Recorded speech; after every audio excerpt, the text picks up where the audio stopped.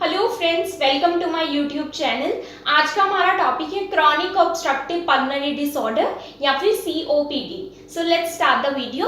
सो chronic obstructive pulmonary disorder और COPD हमारी lungs की डिसीज कंडीशन है, रेस्पिरेटरी डिसीज कंडीशन है। सो इसके नेम से ही क्लियर है, क्रॉनिक ऑब्स्ट्रक्टिव पल्मोनरी डिसऑर्डर। सो क्रॉनिक का क्या मतलब है? Long term. सो ये डिसीज कोई शॉर्ट टर्म में या फिर शॉर्ट टाइम में डेवलप नहीं होती, इसको टाइम लगता है। स्लोली ये डिसीज डेवलप होती है। इट मीन्स ये लॉन्ग टर्म से डेवलप होती है। सो इसलिए क्या है? क्रॉनिक डिसीज है। ऑब्स्ट्रक्टिव का मतलब है, ऑब्स्ट्रक्टिव लंग डिसीजेज वो होती हैं जिनमें एयर फ्लो में ऑब्स्ट्रक्शन आ जाती है। सो इसका क्या मतलब है? जब हम एयर को इनहेल करते हैं नोज से, सो नोज के थ्रू, देन वो हमारे एयरवेज के थ्रू लंग्स में एंटर होती है।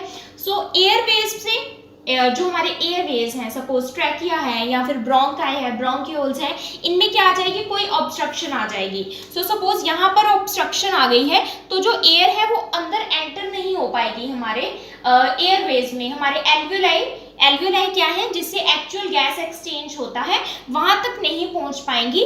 और जो हमारे जो कार्बन डाइऑक्साइड है वो बाहर एक्सहेल होनी है हमारे नोज से, वो भी बाहर नहीं निकल पाएगी। सो क्या हो जाएगा? ऑब्स्ट्रक्शन हो जाएगा हमारे एयरवेज में, जिसके थ्रू एयर फ्लो लिमिटेशन हो जाएगी। जो एयर फ्लो है वो इजिली नहीं हो पाएगा हमारे एयरवेज में। सो ऑब्स्ट्रक्टिव का मतलब यही है कि जो एयर है वो हमारे लंग्स में नहीं आ पाएगी, और जो लंग्स में एयर है वो हमारे लंग्स से, बॉडी से बाहर नहीं जा पाएगी। सो इसलिए COPD भी क्या है? एक ऑब्स्ट्रक्टिव डिसीज है, इसमें भी ऑब्स्ट्रक्शन हो जाती है। नाउ पल्मोनरी डिसऑर्डर, हमारे लंग्स की ये डिसऑर्डर है। So COPD chronic obstructive pulmonary disorder. इसमें क्रॉनिक मतलब बहुत टाइम से क्या है? ऑब्स्ट्रक्शन हो रही है हमारे एयरवेज में, जिसके कारण एयर फ्लो अच्छे से नहीं हो पा रहा हमारे लंग्स में। नाउ COPD के अनदर नेम्स क्या है?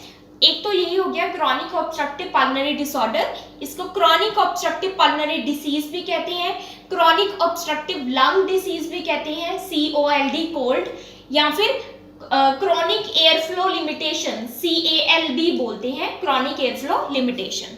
Now there are many alternate names of COPD।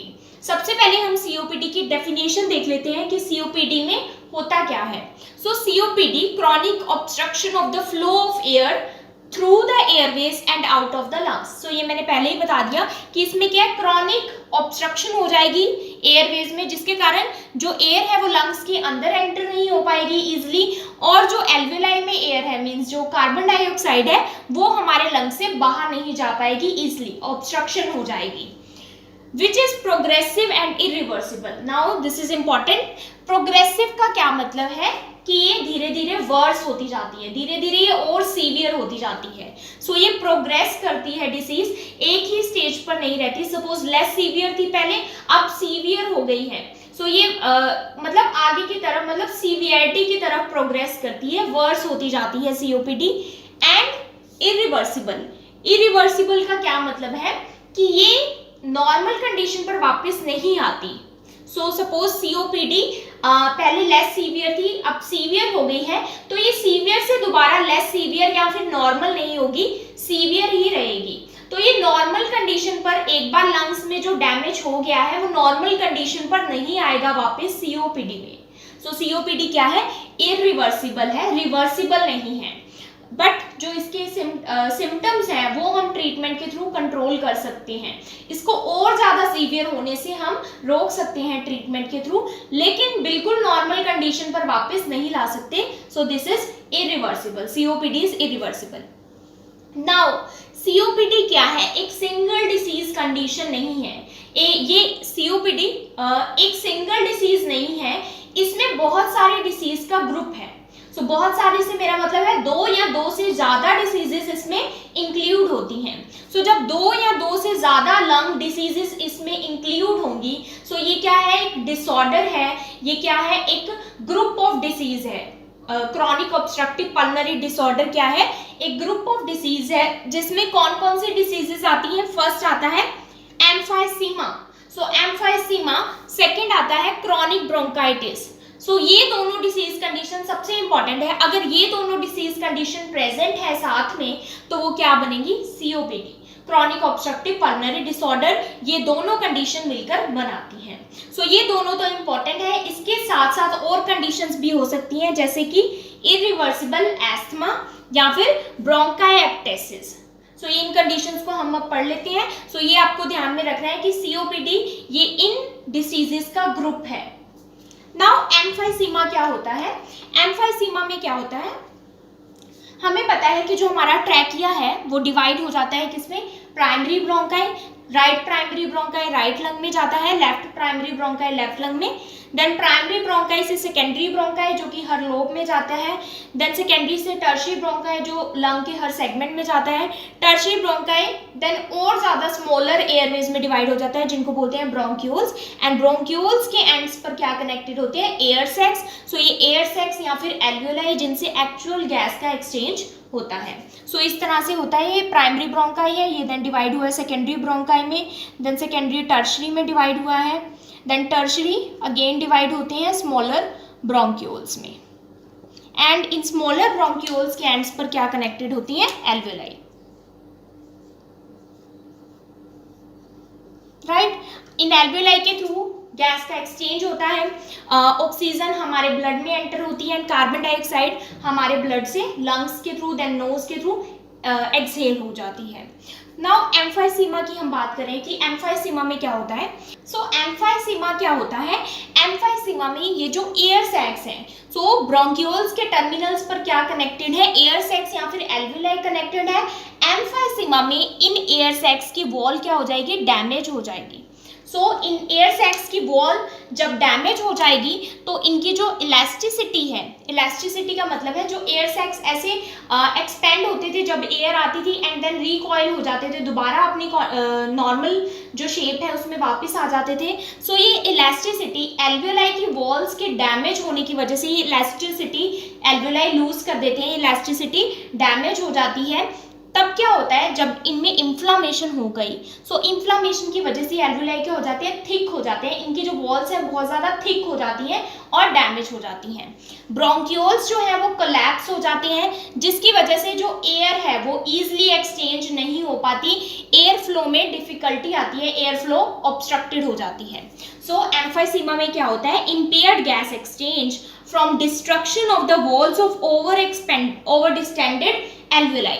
So alveoli की जो वॉल्स है उनमें इन्फ्लामेशन हो गई है, वो थिक हो गए हैं, एल्वियोलाई की इलास्टिसिटी लॉस हो गई है, ब्रोंक्यूल्स कोलैप्स हो गए हैं जिसकी वजह से क्या हो रहा है, एयर फ्लो अच्छे से नहीं हो पा रहा। जो एयर ब्रोंक्यूल्स के पीछे थी जहां पर ऑब्स्ट्रक्शन है, सो ब्रोंक्यूल्स में या ब्रोंकाई में जो एयर थी वो एल्वियोलाई के थ्रू हमारे ब्लड में नहीं जा पाती, एंड जो एल्वियोलाई में एयर थी, इट मीन्स कार्बन डाइऑक्साइड जो एल्वियोलाई में ऑलरेडी जो एयर प्रेजेंट थी, कुछ अमाउंट ऑफ ऑक्सीजन और कार्बन डाइऑक्साइड ज़्यादा, वो एयर ट्रैप हो जाती है, यहीं पर रह जाती है और हमारे लंग्स के थ्रू बाहर नहीं जा पाती। इसका मतलब जो एल्वियोलाई में एयर है अगर वो वहीं पर ट्रैप हो गई है तो एल्वियोलाई क्या हो जाएंगे, ओवर डिस्टेंडेड हो जाएंगे।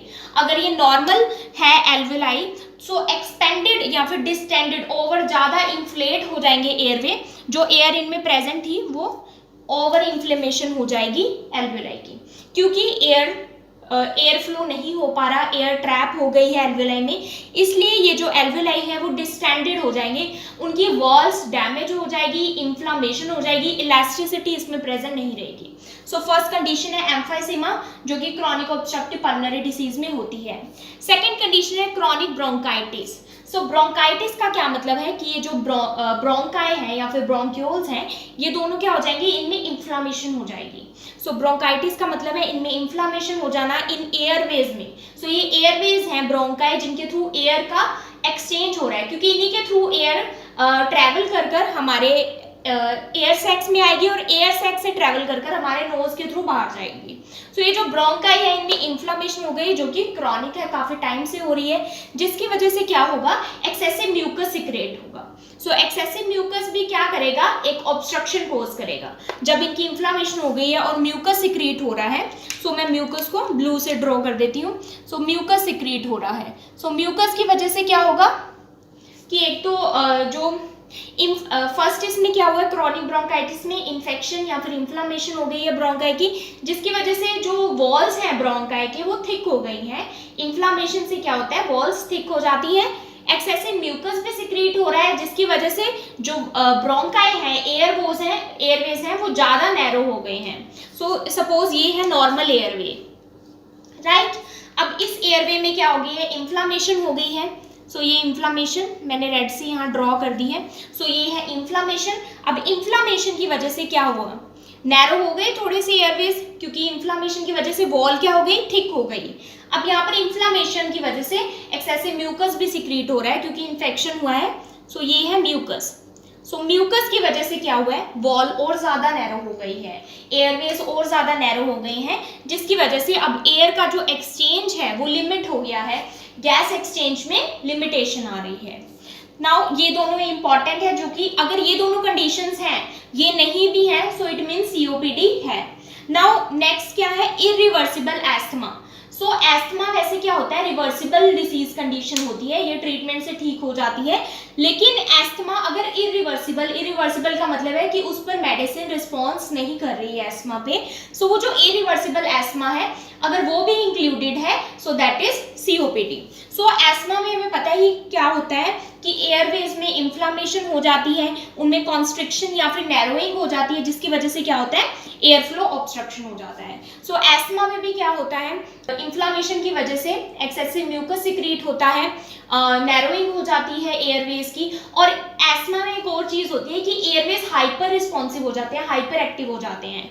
अगर इन्फ्लेम्ड एयरवेज में कोई भी माइक्रो ऑर्गेनिज्म सपोज, या फिर कोई भी एलर्जन जैसे कि पोलन ग्रेन या फिर और कोई डस्ट माइट्स अगर यहाँ पर एक्ट करती हैं इस ऑलरेडी इन्फ्लेम्ड एयरवे पे, तो ये हाइपर एक्टिव हो जाएंगे एयरवेज, हाइपर रिस्पॉन्स शो करेंगे। सो एस्थमा में क्या होता है, हाइपर रिस्पॉन्सिवनेस होती है, हाइपर रिस्पॉन्स या फिर हाइपर एक्टिव हो जाती है airways. Now last is bronchiectasis. So bronchiectasis में क्या होता है, इन्फ्लामेशन हो जाती है।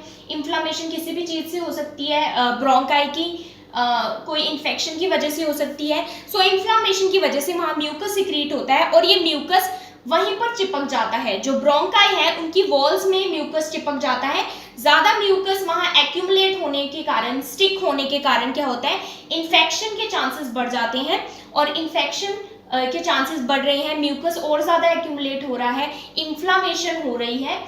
तो ये इस कंडीशन में बेसिकली क्या होता है ब्रोंकाइएक्टेसिस में, कि म्यूकस की एक्यूमुलेशन होती रहती है, जिसकी वजह से ऑब्स्ट्रक्शन भी होती है और इन्फेक्शन के चांसेस भी बढ़ जाते हैं। नाउ ये 4 डिसीजेस सीओपीडी को बनाती हैं, ये सीओपीडी में, या फिर आप कह सकते हैं कि ये 4 डिसीजेस इंक्लूड हैं।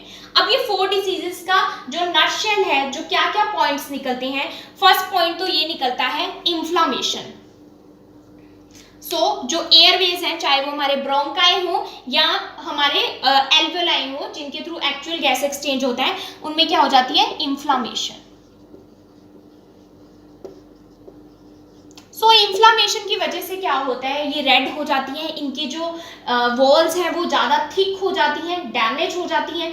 वॉल थिक होने की वजह से क्या होगा, अगर कोई चीज़ इतनी पहले एक्सपेंडेड है, इतनी इसमें स्पेस है एयर के जाने में, लेकिन अब इन्फ्लामेशन होने की वजह से ये इन्फ्लामेशन हो गई। सो इन्फ्लामेशन होने की वजह से जो स्पेस है अंदर, ल्यूमन है, वो कम हो गया, इसलिए गैस का एक्सचेंज प्रॉपरली नहीं हो पाएगा, एयर का एक्सचेंज नहीं हो पाएगा और एयर फ्लो लिमिटेशन हो जाएगी, ऑब्स्ट्रक्शन हो जाएगी।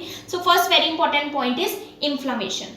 सेकेंड चीज इसमें क्या होती है, म्यूकस की सिक्रीशन। सो म्यूकस बहुत ज्यादा सिक्रीट होता है सीओपीडी में, म्यूकस एक्यूमुलेशन होता है। सो ब्लू कलर से मैं म्यूकस शो कर रही हूँ। सो ये म्यूकस भी आ गया। अब म्यूकस की वजह से क्या हुआ है, और ज्यादा नैरो हो गए हैं एयरवेज में अब बिल्कुल भी गैस एक्सचेंज नहीं हो पा रहा, बहुत ही लिमिटेड, काफी लिमिटेड गैस एक्सचेंज होगा, एयर बहुत ही डिफिकल्टी से पास होगी इनसाइड और outside of the lungs. Now third thing क्या है, इन्फ्लामेशन भी है, म्यूकस भी है बहुत ज्यादा। सो म्यूकस किसको इनवाइट कर रहा है, बैक्टीरिया, वायरसेस को। सो इन्फेक्शन के चांसेस बढ़ जाते हैं। सो इन्फेक्शन के रिस्क भी बढ़ जाता है सीओपीडी में। नाउ इन्फ्लामेशन है, म्यूकस है, इन्फेक्शन भी है, सो वॉल क्या हो गई है, चाहे वो एल्वेलाई की वॉल है या फिर ब्रोंकाई या ब्रोंक्यूल्स की वॉल है, वो क्या हो गई है, डैमेज हो गई है। वॉल डैमेज होने की वजह से क्या होगा, इलास्टिसिटी बिल्कुल खत्म हो जाएगी। जो हमारे एयरवेज में इलास्टिसिटी की पावर है, एक्सपेंड होने की, दोबारा अपनी नॉर्मल पोजीशन पर आने की जो कैपेबिलिटी है वो खत्म हो जाएगी। इलास्टिसिटी प्रेजेंट नहीं होगी, इलास्टिसिटी भी डैमेज हो जाएगी। नाउ यहाँ पर हमारे जो एयरवेज हैं उन पर स्मॉल सीलिया प्रेजेंट होती हैं। सो ये हमारे एयरवेज हैं और इन पर हेयर लाइक सीलिया प्रेजेंट होती हैं। सो ये सीलिया क्या करते हैं, म्यूकस को एक्सपेल करते हैं, ये ऐसे मूव करते हैं और म्यूकस को हमारे लंग से बाहर निकालते हैं। लेकिन इन्फ्लामेशन की वजह से ये सीलिया भी डैमेज हो जाते हैं। सो सीलिया डैमेज हो गए, सो म्यूकस हमारे बॉडी जो लंग्स है उससे बाहर नहीं जा पाएगा, म्यूकस वहीं एक्यूमुलेट होता रहेगा एयरवेज में। सो नेक्स्ट थिंग क्या है, सीलिया भी डैमेज हो गए हैं जो हमारे एयरवेज में प्रेजेंट होते हैं। सो ये सारी कंडीशंस मिलकर क्या बनाती हैं, सीओपीडी बनाती हैं, that is chronic obstructive pulmonary disorder, जो कि इरिवर्सिबल है। अब इतना सारा डैमेज दोबारा नॉर्मल कंडीशन पर नहीं जा पाता, इसलिए ये कंडीशन क्या है, इरिवर्सिबल है। सो इन कंडीशंस की वजह से क्या होगा, जो हमारे एयर सैक्स हैं या फिर एयरवेज हैं वो क्या करेंगे, हाइपर रिस्पॉन्सिव हो जाएंगे।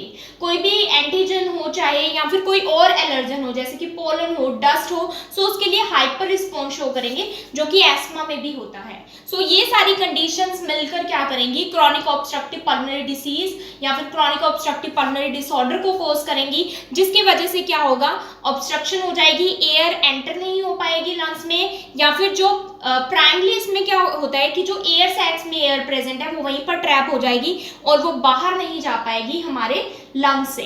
सो इस कंडीशन की वजह से ब्रीदिंग डिफिकल्टी आएगी, बहुत ज़्यादा ब्रीदिंग डिफिकल्टी हो सकती है, डिस्निया हो सकता है, म्यूकस बहुत ज़्यादा एक्यूमुलेट हो रहा है। सो कफ के साथ क्या होगा, म्यूकस भी आएगा कफ के साथ, और क्या होगा, और चेस्ट टाइटनेस फील होगी, चेस्ट क्योंकि अच्छे से हम ब्रीदिंग नहीं कर पा रहे, इतनी सारी कंडीशन हो रही है, सो चेस्ट टाइटनेस फील होगी। सो ये सारी कंडीशंस मिलकर क्या कॉज करती हैं, COPD. Now causes and risk factors of COPD. So क्या क्या कॉजेज हो सकते हैं, कारण हो सकते हैं जिनकी वजह से सीओपीडी डेवलप होता है।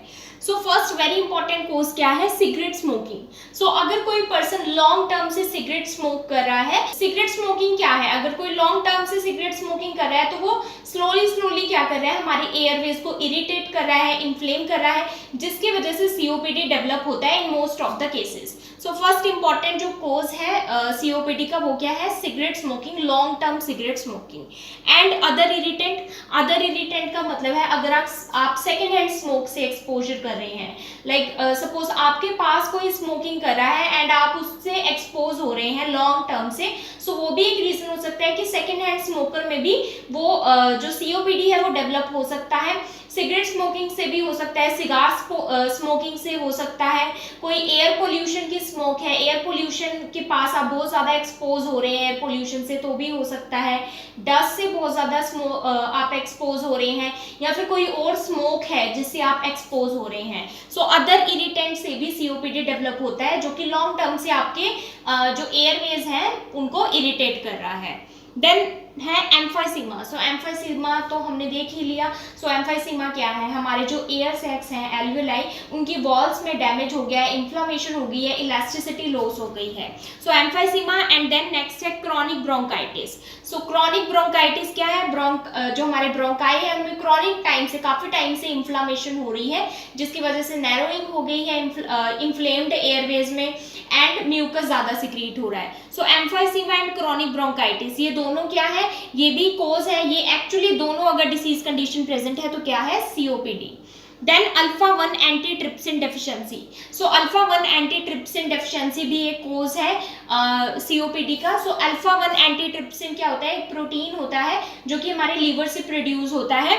अल्फा 1 एंटीट्रिप्सिन की जो डेफिशिएंसी है, so that is trypsin. So alpha 1 antitrypsin का क्या रोल होता है, ये हमारे लंग्स को इन्फेक्शन, इन्फ्लामेशन और इरिटेशन से प्रोटेक्ट करता है। सो अगर इसकी ही डेफिशिएंसी है हमारे ब्लड में, सो क्या होगा कि सीओपीडी इजीली डेवलप हो जाएगा। सो इसकी जो डेफिशिएंसी है वो जेनेटिक हो सकती है, इसलिए जेनेटिक भी एक कोज हो सकता है सीओपीडी का डेवलप होने का।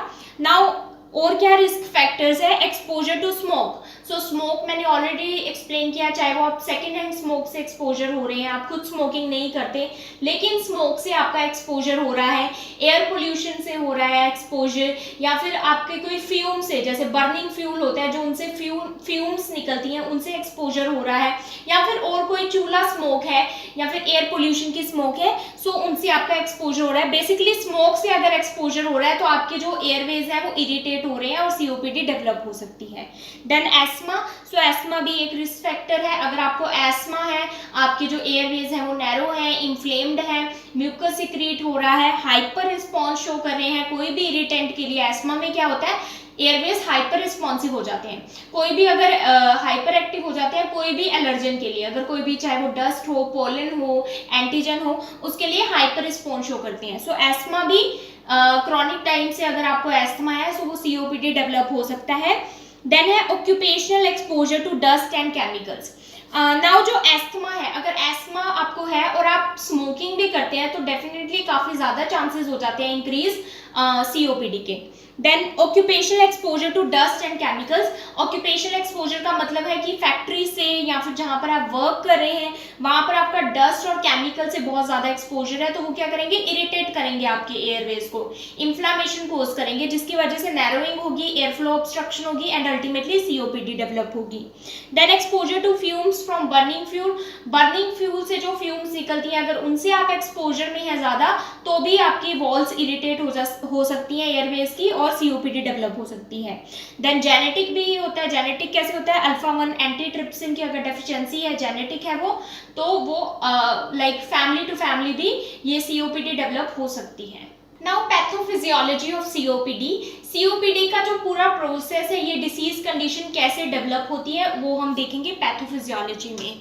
सो pathophysiology of COPD due to causes and risk factors of COPD. So जो भी हमने कोजेज और रिस्क फैक्टर पीछे पढ़े हैं, whether it is smoking, second hand smoke या फिर अल्फा 1 एंटीट्रिप्सिन डेफिशिएंसी, एस्मा, सो कोई भी कोज या फिर रिस्क फैक्टर्स हो सकता है सीओपीडी का। उसकी वजह से क्या होगा, पहले हम एक इसका स्टेज देख लेते हैं, देन हम दूसरे पोर्शन पर जाएंगे।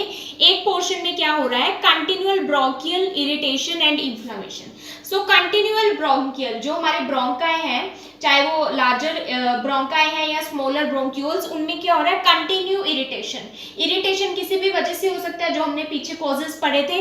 देन उनमें क्या हो रही है, इन्फ्लामेशन हो रही है जिसकी वजह से दो कंडीशन होंगी, एक तो होंगी म्यूकस हाइपर सिक्रीशन, म्यूकस की हाइपर सिक्रीशन होगी, म्यूकस ज्यादा सिक्रीट होगा। सीलियरी डिसफंक्शन, जो सीलिया मैंने बताया जो कि वॉल्स पर प्रेजेंट होती हैं, जो कि म्यूकस को एक्सपेल करते हैं, बाहर निकालते हैं, वो सीलिया क्या हो जाएंगे, डैमेज हो जाएंगे। उनकी वजह से क्या होगा, oedema and smooth muscle contraction. Oedema होगा, फ्लूइड की एक्यूमुलेशन होगी और स्मूथ मसल कॉन्ट्रैक्शन हो जाएगा। एडिमा फ्लूइड भी हो सकता है, म्यूकस भी हो सकता है, वहीं पर वो एक्यूमुलेट होता रहेगा, जिसकी वजह से क्या होगा, नैरोइंग हो जाएगी स्मॉलर एयरवेज की। अगर उनमें म्यूकस एक्यूमुलेट हो गया, ज्यादा इन्फ्लामेशन हो गई है तो क्या होगा, एयरवेज क्या हो जाएंगे, नैरो हो जाएंगे, जिनकी वजह से एयरवे ऑब्स्ट्रक्शन होगी, एयरवे इजिली एक्सचेंज नहीं हो पाएगी, एयर फ्लो नहीं कर पाएगी। नाउ सेकंड थिंग क्या होगी, इंक्रीज इन्फ्लामेटरी मेडिएटर। जब भी इन्फ्लामेशन होती है एयरवेज में तो क्या होती है, इन्फ्लामेटरी मेडिएटर्स वहां पर पहुंच जाते हैं, जैसे कि साइटोकाइन्स। सो ये इन्फ्लामेटरी मेडिएटर्स जब वहां पर पहुंच जाएंगे तो क्या होगा, फाइब्रोसिस एंड थिकनिंग हो जाएगी ब्रोंकियल वॉल की। जो ब्रोंकाई की वॉल्स हैं उनमें फाइब्रोसिस, हार्डनिंग हो जाएगी और थिकनिंग हो जाएगी। मींस फाइब्रोसिस की वजह से क्या होगा, इलास्टिसिटी नहीं रहेगी वॉल्स में। इनकी वजह से भी क्या होगा, दोनों चीजें मिलकर क्या करेंगी, नैरो करेंगी एयरवे को, एयरवे की ऑब्स्ट्रक्शन करेंगी एंड अल्टीमेटली कौन सी कंडीशन हो जाएगी, chronic bronchitis. Now second portion में क्या है, alpha 1 antitrypsin deficiency. So alpha 1 antitrypsin क्या करता है, इरिटेशन से, इन्फ्लामेशन से प्रिवेंट करता है, इलास्टिसिटी को बनाए रखता है लंग्स की। नाउ इसमें क्या हो रहा है, breakdown of elastin in connective tissue of lungs. जो हमारे लंग्स में या फिर एयरवेज में जो इलास्टिसिटी है वो ब्रेकडाउन हो रही है, जिसकी वजह से क्या हो रहा है, loss of elastic recoil of bronchial wall.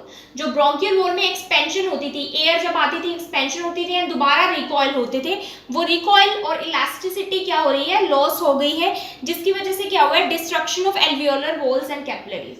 Alveoli की जो वॉल्स हैं वो डिस्ट्रक्ट हो गई हैं, कैपिलरीज डिस्ट्रक्ट हो गई हैं। नाउ इसमें दो चीजें होंगी, अगर इलास्टिसिटी नहीं होगी, एयरवेज इन्फ्लेम हो जाएंगे, तो क्या होगा, एयर स्पेसेस एनलार्ज हो जाएंगे। सो ये अगर नॉर्मल एयर स्पेस है तो ये एनलार्ज हो जाएगा, क्यों, क्योंकि इलास्टिसिटी डिस्ट्रक्ट हो गई है, इन्फ्लामेशन हो गई है और एयर यहीं पर ट्रैप हो गई है। एयर ट्रैपिंग की वजह से जो एयर सैक्स हैं वो डिस्टेंड हो जाएंगे, हाइपर इन्फ्लेट हो जाएंगे और एनलार्ज हो जाएंगे।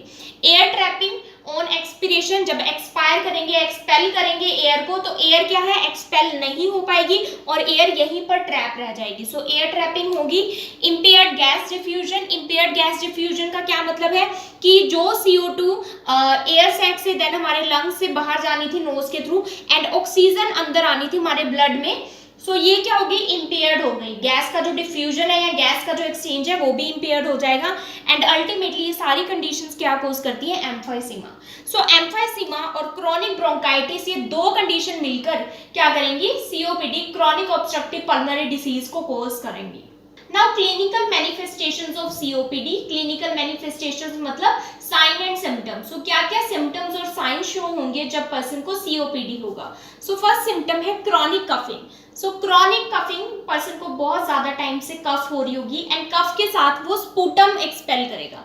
सो स्पूटम क्या है, म्यूकस, जो म्यूकस अंदर एयरवेज में एक्यूमुलेट हो गया है वो कफ के साथ आएगा एंड वो म्यूकस क्या होगा, थिक होगा और क्लाउडी होगा, दैट इज स्पूटम या फिर फ्लैम उसको बोलते हैं। देन सेकंड आता है डिस्निया। सो क्योंकि एयरवेज बहुत ज़्यादा नैरो हो गए हैं, उनमें इन्फ्लामेशन हो गई है, इलास्टिसिटी नहीं रही, इसलिए इन्फ्लामेशन की वजह से क्या होगा, डिस्निया कोज होगा। डिस्निया क्या होता है, difficulty in breathing. So person को डिफिकल्टी होगी ब्रीदिंग करने में, क्योंकि जो एयर है वो वहीं ट्रैप हो गई है, ऑब्स्ट्रक्शन के कारण, नैरोइंग के कारण एयर बाहर नहीं जा रही, इसलिए dyspnoea. Then third is wheezing. Wheezing क्या होता है, विस्लिंग साउंड ड्यूरिंग ब्रीदिंग। अब ये विस्लिंग साउंड क्यों आएगी, जब एयरवेज नैरो हो गए हैं, उनमें म्यूकस एक्यूमुलेट हो गया है। सो जब एयर बाहर बहुत डिफिकल्टी से बाहर हम एक्सपेल करेंगे एयर को, तो क्या आएगी, विस्लिंग साउंड आएगी, क्योंकि एयर इजिली नहीं जा रही, नैरो एयरवेज से होते हुए जा रही है। सो एक विसल साउंड आएगी ब्रीदिंग करते टाइम, जिसको बोलते हैं wheezing. Then chest tightness. Chest tightness क्यों फील होगा, जो टाइटनेस है चेस्ट में फील होगी, क्योंकि एक तो ऑब्स्ट्रक्शन हुई है, बहुत ज्यादा नैरोइंग है एयरवेज में, म्यूकस एक्यूमुलेट है, वहाँ इन्फ्लामेशन है, पर्सन का बहुत ज्यादा एफर्ट लग रहा है ब्रीदिंग में, इसलिए चेस्ट टाइटनेस फील होगी। Then frequent respiratory infection. Person की ऑलरेडी काफी क्रॉनिक टाइम से क्या है, म्यूकस वहाँ एक्यूमुलेट हो रहा है, इन्फ्लामेशन हो रही है, जिसकी वजह से इन्फेक्शन के चांसेस बढ़ जाते हैं। जो बैक्टीरिया वायरसेस हैं उनको एक अपॉर्चुनिटी मिल जाती है एक वीक एयरवेज पर अटैक करने की, इसलिए रेस्पिरेटरी इन्फेक्शंस जो है जल्दी से जल्दी या फिर फ्रीक्वेंट बार बार होते हैं। Then enlarge alveoli. जो एल्वियोलाई है वहीं पर एयर ट्रैप हो जाएगी, जो एयर अंदर आनी थी ऑब्स्ट्रक्शन की वजह से वो नहीं आ पाएगी, जो बाहर जानी थी CO2 वो नहीं जा पाएगी, इसलिए एल्वियोलाई क्या हो जाएंगे, उनका साइज नॉर्मली से एक्सपेंड हो जाएगा, डिस्टेंडेड हो जाएगी वो, जिनको बोलते हैं एनलार्ज एल्वियोलाई, जिसकी वजह से लंग्स का थोड़ा सा डायमीटर भी इंक्रीज होगा। Then weight loss. Weight loss हो सकता है पर्सन, क्योंकि ब्रीदिंग में उसका बहुत ज्यादा एफर्ट लग रहा है, एनर्जी लग रही है, तो वो फूड की इनटेक कम कर देता है, दैट इज द रीजन कि वेट लॉस हो सकता है। Now advance symptoms. Advance symptoms कब हो सकते हैं, जब बहुत ज्यादा सीवियर है COPD। सो फर्स्ट इसका है साइनोसिस। सो साइनोसिस क्या है, bluish discoloration of skin. So cyanosis में क्या होगा, जो हमारे लिप्स हैं और नेल्स हैं वो ब्लू कलर के हो जाएंगे, ब्लूइश डिस्कलरेशन हो जाएगी उनमें। साइनोसिस क्या शो कर रहा है कि ऑक्सीजन अच्छे से एंटर नहीं हो पा रही, हमारी बॉडी में जो हमारा ब्लड है उसमें ऑक्सीजन की लेवल कम हो गई है, इस वजह से साइनोसिस शो हो रहा है, विच इज एडवांस सिम्टम है, ये सीवियर COPD पे शो होता है। Then morning headache. Morning time में हेडेक क्यों होगा, क्योंकि जो कार्बन डाइऑक्साइड है वो भी वहीं ट्रैप हो गई है। सो ये हमारी नॉर्मल एल्वियोलाई है, कार्बन डाइऑक्साइड इसी में ही ट्रैप हो गई है, यहाँ पे ऑब्स्ट्रक्शन है, कार्बन डाइऑक्साइड बाहर नहीं जा पा रही, ना ही ऑक्सीजन अंदर आ पा रही है अच्छे से। सो CO2 का लेवल ज़्यादा होने से हमारी बॉडी में मॉर्निंग हेडेक हो सकते हैं। देन वेट लॉस का मैंने रीज़न बता दिया, पुअर इनटेक ऑफ फूड की वजह से, क्योंकि एनर्जी ऑलरेडी ब्रीदिंग में ज़्यादा लग रही है पर्सन की। देन हीमोप्टिसिस क्या होता है, जब कफ करते हैं तो ब्लड भी आ सकता है, कफ के साथ म्यूकस के साथ ब्लड भी आ सकता है। ये क्यों आ सकता है ब्लड, क्योंकि जो अंदर एयरवेज हैं, जो लाइनिंग है एयरवेज की, उनमें क्या हो गया, डैमेज हो गया है। सो डैमेज की वजह से ब्लड भी आ सकता है। Then swollen feet and ankle. Now जो हमारे फीट है या फिर एंकल्स हैं उनमें स्वेलिंग हो जाएगी, वो इस वजह से होगी क्योंकि जो हमारे लंग्स हैं वो प्रॉपरली फंक्शन नहीं कर पा रहे, तो हमारे हार्ट को जो है ज़्यादा एफर्ट्स लेने पड़ रहे हैं ब्लड को पंप करने के लिए। So heart excessive blood pump कर रहा है क्योंकि ऑक्सीजन लंग्स से एंटर नहीं हो पा रही बॉडी से। सो एक्सेसिव वर्कलोड हार्ट पर पड़ रहा है, जिसके कारण फीट और एंकल में स्वेलिंग नजर आएगी। सो वो एक साइन है कि हमारे हार्ट पर एक्सेसिव वर्कलोड हो रहा है। Stay tuned for part 2 of the COPD, and if you understood this video, please like, subscribe and share my channel. Also do support women empowerment. Thank you for watching.